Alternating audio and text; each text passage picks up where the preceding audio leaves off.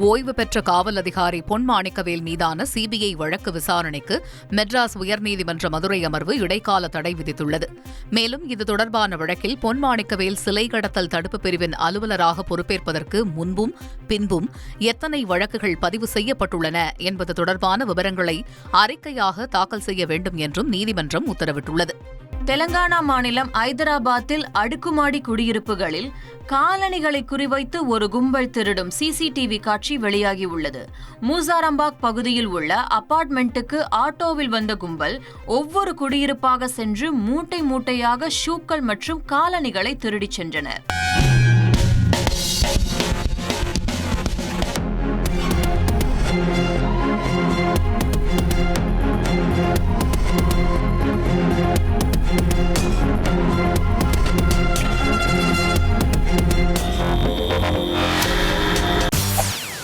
செய்திகளை உடனுக்குடன் தெரிந்து கொள்ள உடனே சப்ஸ்கிரைப் பண்ணுங்க.